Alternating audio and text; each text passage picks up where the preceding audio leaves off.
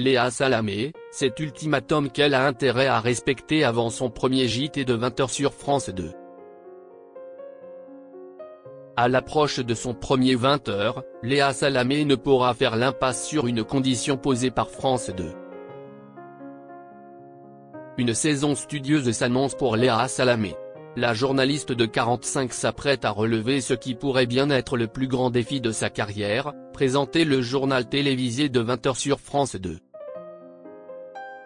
Pour rappel, le poste dont elle a hérité aux dernières heures du mois de juin était auparavant occupé par sa consoeur Anne-Sophie Lapix, que l'on retrouvera sur M6 et RTL à la rentrée.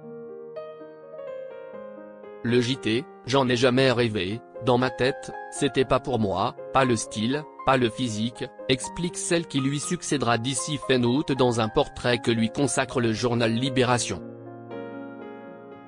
Elle poursuit, je m'entraîne à dire, madame, monsieur, bonsoir, c'est complètement irréel. Il va malgré tout falloir garder les pieds sur terre.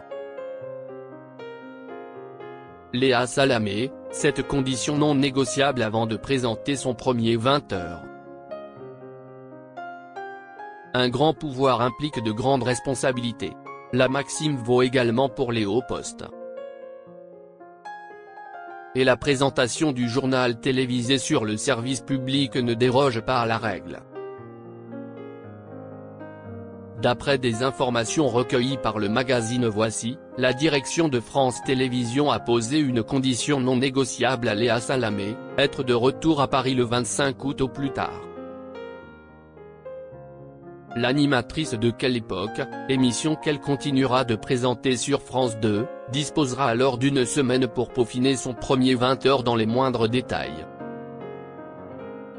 Les téléspectateurs donneront leur verdict à l'issue du JT le 1er septembre prochain. Léa Salamé, pourquoi son salaire fait polémique ?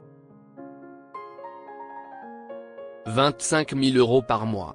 Le salaire que France Télévisions versera à Léa Salamé suscite l'indignation sur les réseaux sociaux. Les internautes le jugent excessif, certains allant même jusqu'à crier à l'indécence. Vivement la privatisation pour arrêter cette humiliation et cette spoliation, balance le député du Rassemblement national Julien Audoul sur X, ex-Twitter.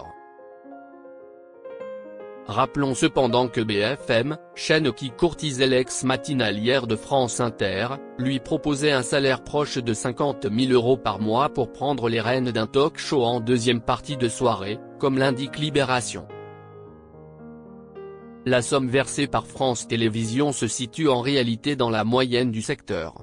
Selon plusieurs médias, M6 gratifierait Xavier Demoulin de 15 000 € par mois pour présenter son journal du soir. En 2021, Cyril Hanouna mentionnait un salaire mensuel entre 30 000 et 35 000 € par mois versé à Gilles Boulot et à Anne-Claire Coudray, TF1.